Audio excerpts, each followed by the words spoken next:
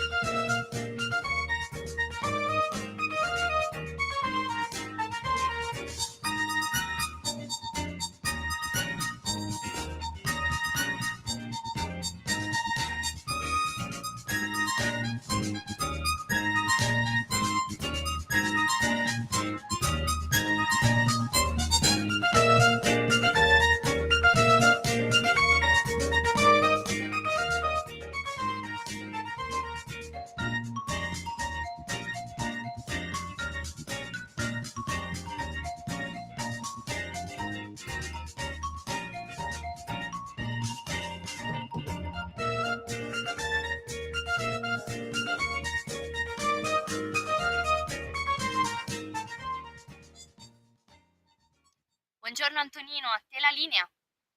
Buongiorno cara Natalia, abbiamo fatto il cambio dei nostri macchinisti, come vedete, a Tiburtina. Adesso abbiamo la nostra Natalia, buon lavoro anche a te mia cara.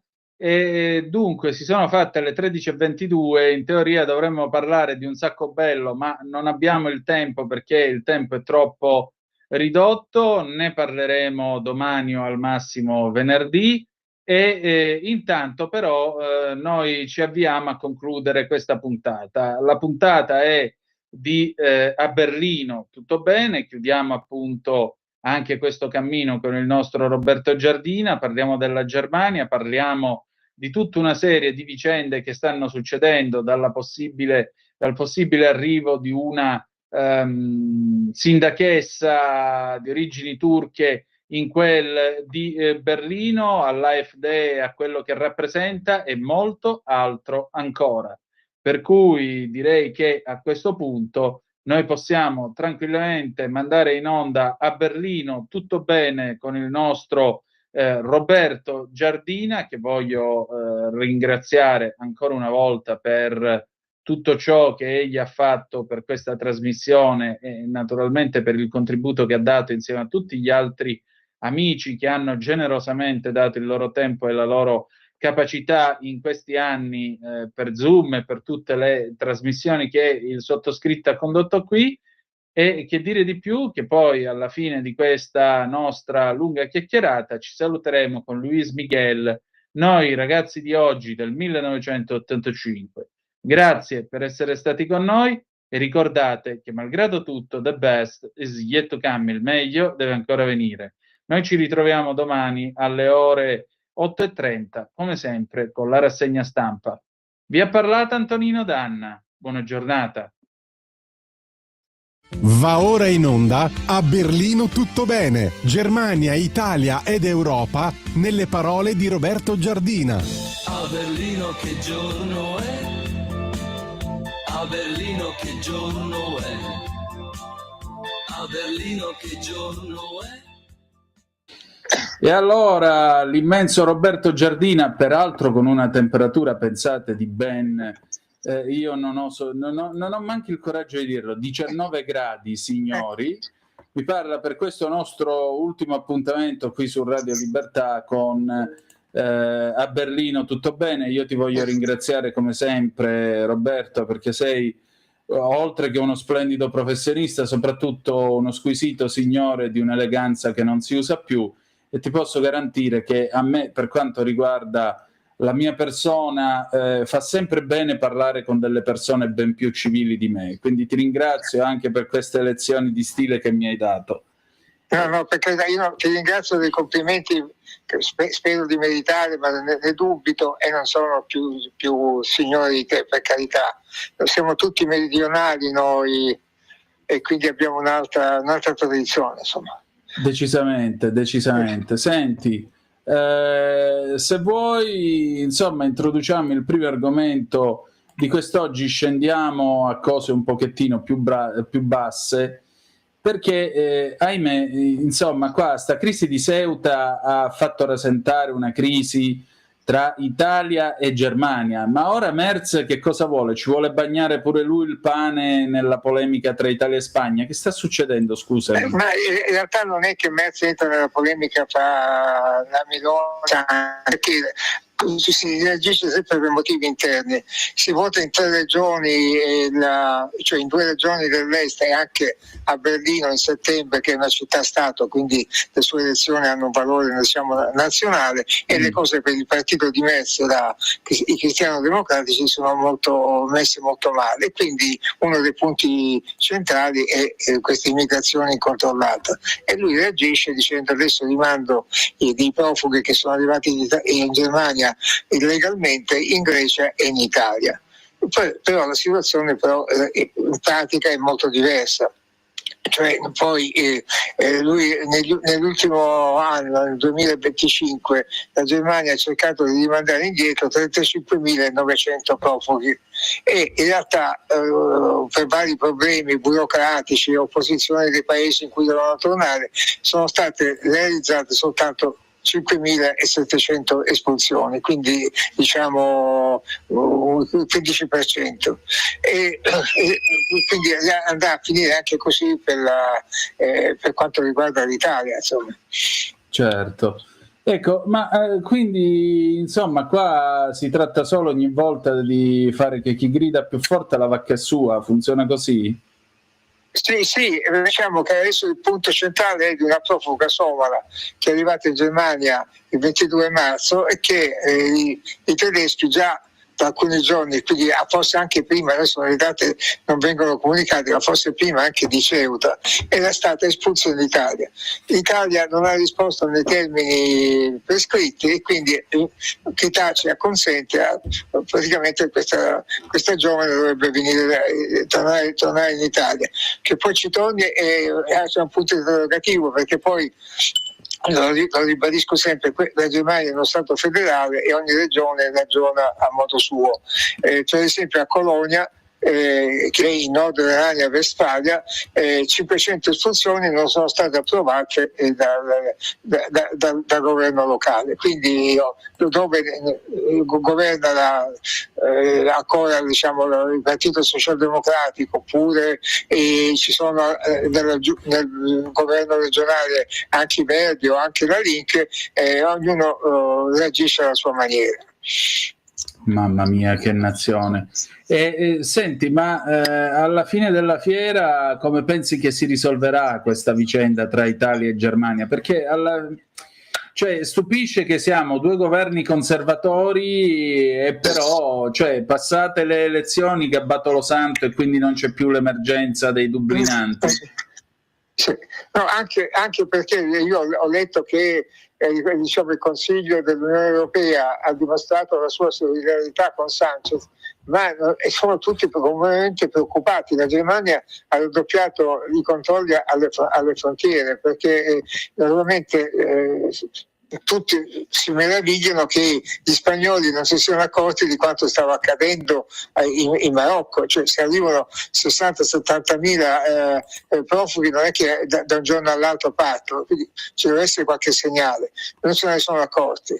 Poi a Ceuta sono rimasti da 1.100 a 1.500 minori, e questi minori la Spagna non li può rimandare indietro, però molte regioni come la Catalogna, per esempio, anche la Spagna ha un sistema quasi non proprio identico alla Germania, ma i poteri locali sono molto forti. La Catalogna ha detto che non vuole più avere un profugo sul suo territorio, quindi sono complicazioni europee molto complesse che poi non riguardano soltanto la Meloni, Sanchez e Merz. Certo, mi sembra abbastanza chiaro. È la signora von der Leyen che incidentalmente è tedesca in tutto questo? Come hai detto, scusa che non era disturbato. Dico, la signora von der Leyen che incidentalmente in tutto questo è anche tedesca? Ma von der Leyen così, è molto criticata anche in Germania. Doveva essere la successora della Merkel, e poi in realtà fece così, diciamo, confusione quando era ministro della difesa, non perché sia una donna, ma tutti i ministri della difesa sono civili, non capiscono niente di armi, e quindi combinano pasticci, e lei la mandò in Europa, la Merkel la mandò in Europa, come facciamo anche gli italiani, che i politici che un po' falliti o che sono scomodi vengono mandati a Bruxelles. A Bruxelles ha toppato fino adesso, insomma, quindi in realtà Merz non rispetta, Merz non la sopporta da sempre, e non da oggi, ma da 15 anni, e quindi in realtà non tiene conto di quella che dice Ursula. Chiaro. Senti, ma in tutto questo succede che a Berlino ci potrebbe essere l'elezione di una sindachessa di origini turche dalla pelle scura, e potrebbe essere un'elezione al sapore di Induja, o sbaglio? Che c'entra qua tra Calabria e Turchia? Hai ragione, perché diciamo che un terzo degli abitanti di Berlino, sono quasi 4 milioni adesso, ha radici straniere, come me, però io non avendo chiesto il passaporto tedesco, perché non so cosa farmene, sono cittadino europeo, ho gli stessi diritti dei tedeschi, io non posso votare per il primo borgomastro di Berlino, perché sarebbe un voto dal valore nazionale, dato che Berlino è una città-stato, ma posso votare per il mio, diciamo, quartiere che ha 350.000 abitanti, quindi diciamo che quasi sono gli abitanti di Firenze, se non ricordo male, e quindi però sinceramente non saprei per chi votare, però il voto sarà deciso, diciamo, forse da noi berlinesi, però anche con radici, diciamo, straniere, perché i turchi sono 200.000 a Berlino, quasi tutti con doppio passaporto, quindi il loro voto sarà decisivo. E questa signora turca che ha 45 anni, ha studiato, è figlia di un medico emigrato in Germania nel 1980 per ragioni politiche, quindi era un immigrato, però diciamo non di quelli che sono costretti poi a lavorare in una catena di montaggio, e il capo della Linke, cioè il partito di estrema sinistra però nazionale, è Luigi Pantisano, che è nato nel Baden-Württemberg, cioè al sud, che sarebbe la sveglia dei nostri libri di scuola, è tedesco ed è, diciamo, appartiene alla sinistra dell'estrema sinistra, e lui è il capo della Link e influirà sulle elezioni di Berlino. Ha dato un'intervista di mezz'ora a domenica, queste sono interviste estive al telegiornale, dicendo che lui, nonostante tutto, nonostante consideri i cristiano-democratici troppo conservatori, in caso di necessità voterà insieme alla CDU di Merz per impedire all'AfD, il partito dell'estrema destra, di giungere al potere in Sassonia-Anhalt, il land dell'est in cui si voterà a settembre. Forse tutto questo è molto complicato da spiegare in poche parole, però in realtà la situazione politica tedesca va assomigliando sempre di più a quella italiana, in cui alla fine i giochi cambiano continuamente.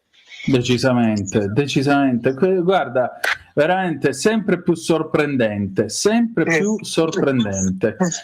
Senti, ma in tutto questo però la politica continua, e c'è sempre lì l'AfD che tra l'altro continua a crescere nei sondaggi. Ecco, per esempio, io stamattina nella rassegna stampa leggevo che in Spagna il PP e Vox, se si alleassero assieme, avrebbero già la maggioranza qualificata per distruggere, per surclassare il partito socialista spagnolo, che è sceso al 25%.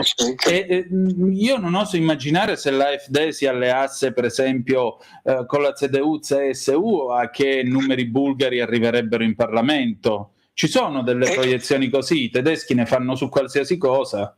Mi hai sì, ci sono queste proiezioni, perché diciamo che oggi come oggi oltre la metà dei tedeschi ha un voto conservatore, centrodestra, centro ma estrema destra, insomma, perché poi si fa confusione. Io vedo che in Italia molti dicono gli elettori dell'AfD sono tutti neonazisti e razzisti. In realtà è solo il 20% di estremisti, che è una percentuale uguale in tutta Europa, dall'Inghilterra alla Francia, alla Spagna, all'Italia, insomma, i veri estremisti. Gli altri sono gente che è delusa e spaventata da quello che combinano i vecchi partiti democratici, perché i socialdemocratici alleati dei cristiano-democratici hanno presentato un piano di riforme che fra aumenti dei contributi per le pensioni e per la sanità e poi sconti fiscali, cambiamenti delle tasse, quindi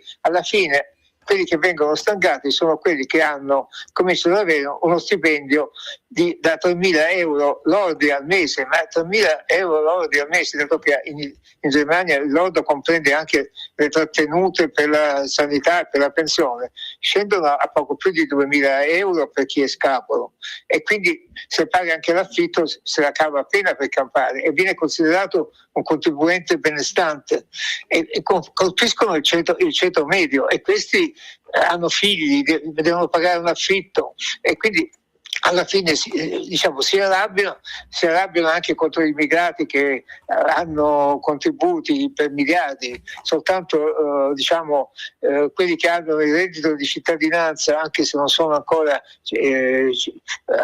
accettati a tutti gli effetti in Germania, arrivano a 50 miliardi di euro all'anno, e quasi il 60% finisce agli immigrati, e quindi si arrabbiano e votano a destra. Certo, indubbiamente. Senti, però io qui Internazionale che parla di tale Naomi Seibt, una autodichiaratasi libertaria e supporter dell'Alternative für Deutschland, che ha detto ad Handelsblatt di aver fatto richiesta, secondo un programma del Dipartimento di Stato, per ottenere dei fondi che serviranno ad appoggiare delle organizzazioni europee concentrate su temi quali la libertà di parola, il sovranismo e l'impatto della migrazione. La Seibt ha detto sempre ad Handelsblatt che al momento si sta aspettando una decisione sulla domanda che lei ha presentato. Questa tizia, tra l'altro, è stata spesso e volentieri incensata da Elon Musk, altro grande paladino della libertà di parola, e il Dipartimento di Stato dice che non commenta sul suo processo di decision making, ma ha aggiunto che la sua programmazione appoggia gli alleati europei nella difesa della loro self-confidence sulla civiltà e sulla sovranità, e li difende da quelli che cercano di minare tutto questo. Questa 25enne, tra l'altro, pianifica di lanciare un network chiamato Libertà, cioè alleanza per la libertà dell'Occidente, incluso un canale di social media, e in cooperazione con degli avvocati che sono coinvolti in casi di libertà di parola, testate media alternative e istituti di sondaggi. Questa site è diventata famosa come scettica del clima, e più tardi è diventata uno dei commentatori tedeschi con cui Musk molto spesso ha avuto degli scambi sulla sua piattaforma mediatica X. Secondo questo report, tra l'altro, la Seibt ha anche chiesto asilo politico l'anno scorso in America. Non mi pare che siamo di nuovo al tempo di quello coi baffetti che comandava a Berlino, scusami, perché se questo ha posto domanda di asilo politico in America, allora tu che ci stai da 50 anni dobbiamo mandare l'esercito a liberarti. Che succede? Ma chi è sta tizia? È una bella battuta. Il maschio naturalmente fa un sacco di confusione, ma anche qui, per esempio, la sua Tesla ha aperto uno stabilimento in Germania, ma va malissimo, insomma, quindi in realtà è chiaro che tu trovi sempre qualcuno che dice qualcosa e fai anche questo. Se tu dai molta importanza a questa giovane di 25 anni, non perché sia giovane, ma perché è estremista fra gli estremisti, dai un'immagine forse poi distorta di com'è la situazione. Tu puoi sempre, è il nostro mestiere, se scegli i dati che ti interessano puoi arrivare a qualsiasi idea, a confermare qualsiasi. E quindi diciamo che sì, questo crea confusione e non di più, però in base ai sondaggi il 60% dei tedeschi si sente meno libero oggi di dire quello che pensa, e diciamo che anch'io, non come tedesco ma come italiano e tutto, sono prudente quando devo dire qualcosa, perché se dico che bisogna finire la guerra in Ucraina e a tutti i costi, divento pacifista e quindi automaticamente mi danno del filo putiniano, mi chiamano pacifinto. Io sono pacifista ma non sono pacifico. Se io generalmente in realtà sono piuttosto collerico, quindi non sono pacifista, però penso che come giornalista mi ripugna a dire bisogna continuare a combattere. Io sto tranquillo qui nel mio piccolo studio e gli altri muoiono, quindi posso dire quello che penso. Poi diciamo se uno ha qualche dubbio sul clima, il clima cambia, ma il clima cambia sempre.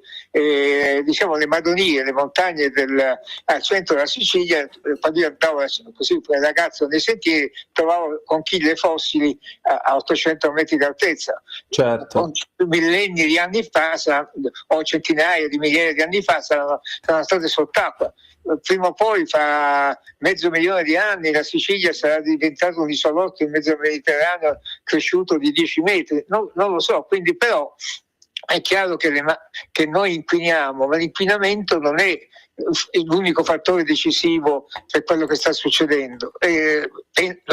Così non lo dico io, lo leggo che molti scienziati dicono questo. Se tu diventi subito uno scettico che sei contro il vaccino, contro il clima, sei putiniano, e quindi se tu parli con gli amici a un certo punto preferisci stare zitto. Decisamente. Sì. Senti, dimmi pure. No, sto dicendo anche adesso è stato trovato un drone carico di esplosivo che quella Lipsia a piedi camminava sulla pista dell'aeroporto di Lipsia e così l'autista di un bus se n'è accorto a mezzanotte, gli ha dato un calcio e l'ha messo fuori combattimento. Adesso anche il ministro degli interni tedesco parla di forze straniere, non osa dire Putin. È chiaro che tutti pensano a forze straniere, non sarà la Mongolia, è la Russia, certo. Però le prove non ci sono di tutto questo, quindi diciamo io non sono complottista, ma molti tedeschi pensano chissà chi l'ha messo. Radio Libertà. In un mondo in cui i mezzi di informazione vanno verso una sola voce, una radio che di voci vuole averne tante.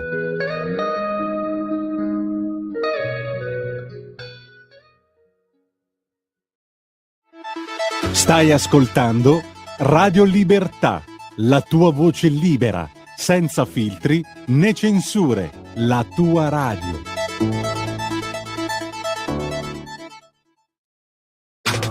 Stai ascoltando Radio Libertà, la tua voce libera, senza filtri né censura. La tua radio.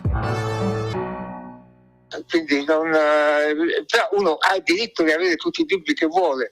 Invece diciamo, se uno comincia ad avere qualche timore che perde gli amici, che in ufficio lo guardano male, sta zitto. Mi pare chiaro, mi pare proprio chiaro. No. Senti, in tutto questo sto leggendo la Deutsche Welle che ha scritto alla fine di luglio il tributo di vittime alle ondate di caldo in Germania tocca quota 10.000.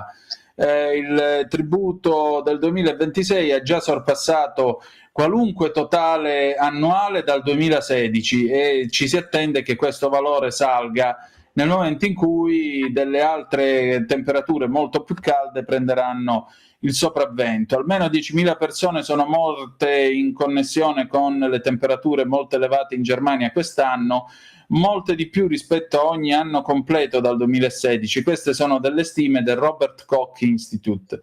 L'istituto stima che 9.800 morti correlate al caldo tra l'inizio di aprile e il 19 di luglio. Il valore precedente del decennio scorso è stato di circa 9.000 nel 2018.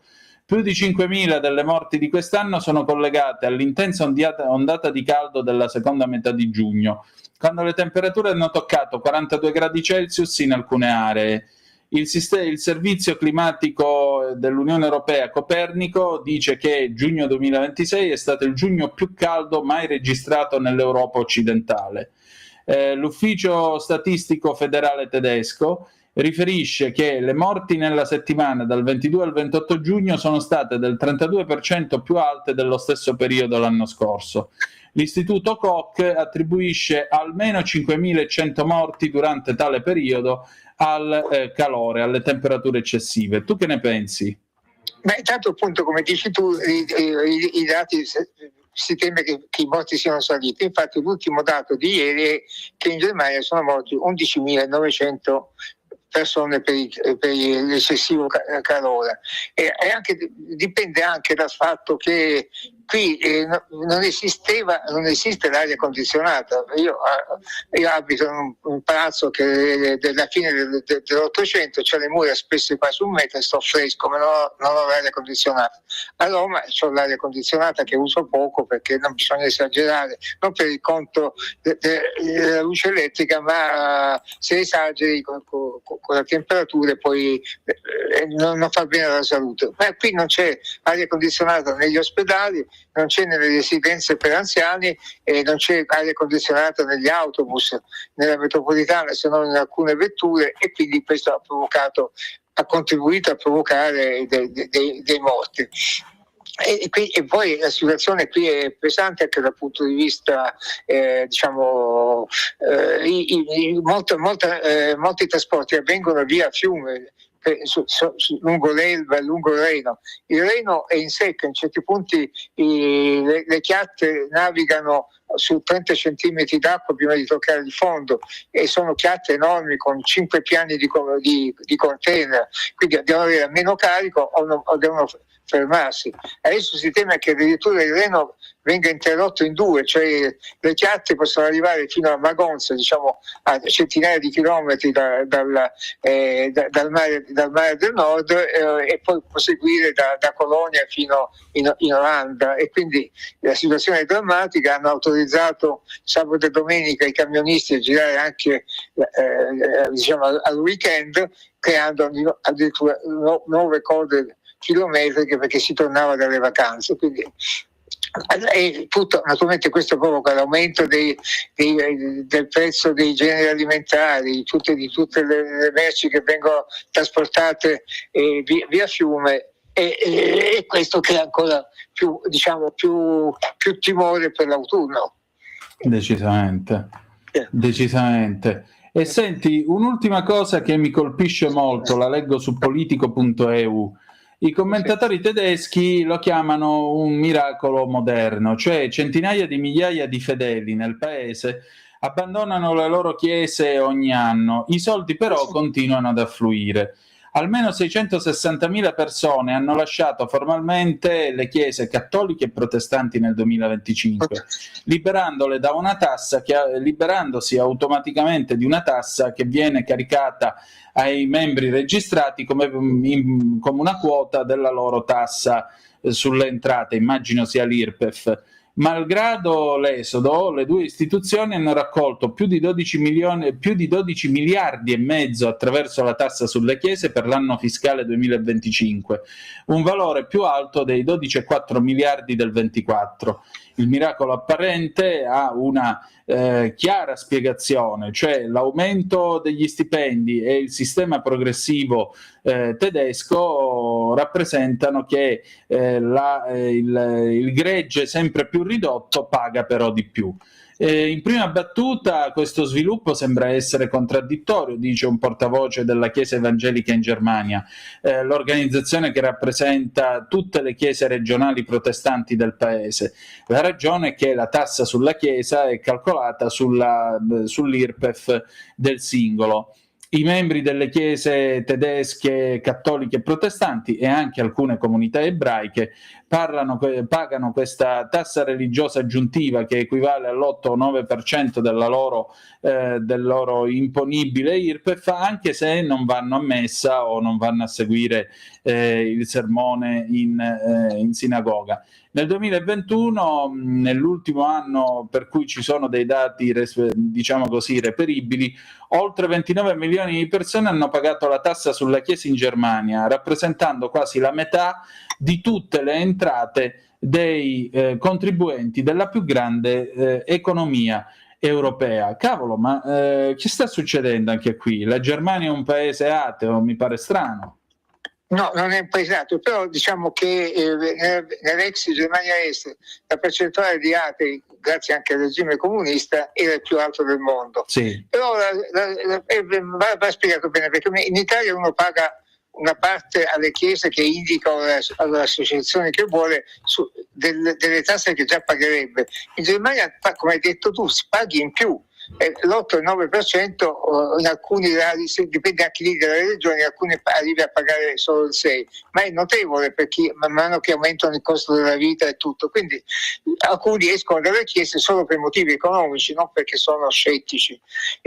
Bisogna anche dire che tu se esci da una chiesa e devi farlo per iscritto, dicendo non appartengo più a nessuna confessione religiosa, e perdi ogni diritto a usufruire dei servizi del pastore protestante o del parroco cattolico, cioè non puoi fare battezzare i figli, non ti sposi in chiesa, questo è triste dirlo, non hai diritto all'estrema unzione, e quindi molti finiscono, la Chiesa è anche un centro sociale. Io ho una chiesa protestante proprio che risale alla fine del Settecento addirittura, che è una chiesa di campagna, adesso è in pieno centro di Berlino, che è evangelica, e questi hanno l'asilo infantile, fanno dei concerti molto belli anche di organo, oppure anche di pianoforte, quindi per esempio il pastore protestante solitamente ha un partner, ha una moglie, no, può essere anche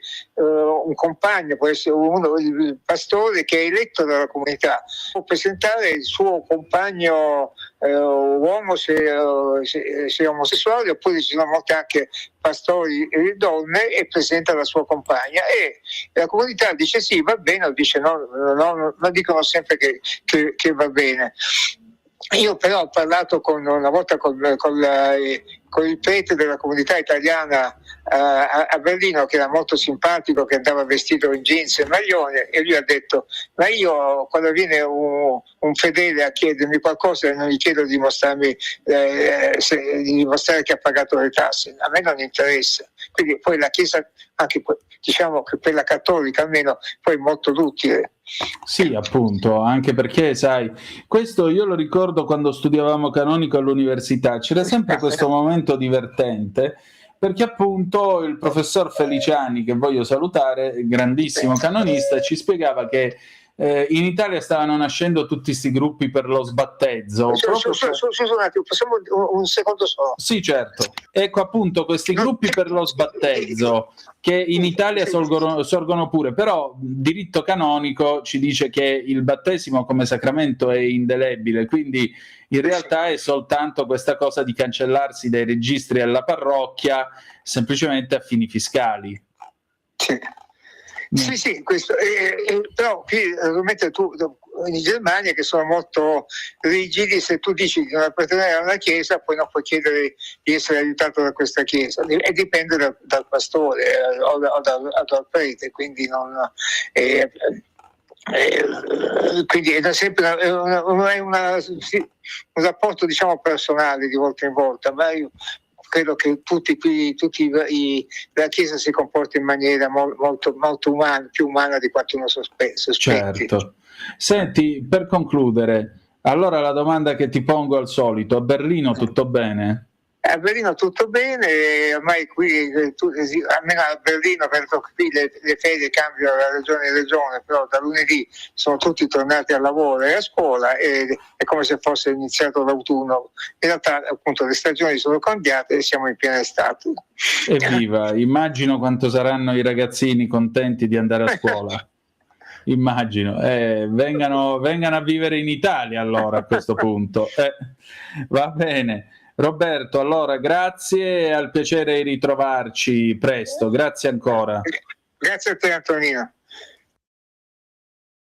Avete ascoltato A Berlino tutto bene, Germania, Italia ed Europa nelle parole di Roberto Giardina. A Berlino non penso mai si può vivere. Non sogno mai. Noi, ragazzi di oggi, noi, con tutto il mondo davanti a noi, viviamo nel sogno di poi. Noi siamo diversi ma tutti uguali, abbiamo bisogno di un paio d'ali e stimoli eccezionali. Puoi farci piangere, ma non puoi farci cedere. Noi siamo il fuoco sotto la cenere. Puoi non comprendere, qualcuno ci può offendere. Noi sappiamo in cosa credere. Devi venire con noi, siamo i ragazzi di oggi, noi dai coloriamo questa città e poi vedrai che ti piacerà. Siamo noi, siamo i ragazzi di oggi, noi i veri amici che tu non hai, e tutti insieme si può cantare. Ragazzi di oggi, noi sappiamo in cosa credere. Ragazzi di oggi, noi siamo il fuoco sotto la cenere. Non farti prendere da questo eterno appendere. Noi siamo quello che può succedere. Non fare spegnere la voglia che di ridere. Noi siamo quelli in cui tu puoi credere. Devi venire con noi, siamo i ragazzi di oggi, noi dai coloriamo questa città e poi vedrai che ti piacerà. Siamo noi, siamo i ragazzi di oggi, noi i veri amici che tu non hai, e tutti insieme si può cantare.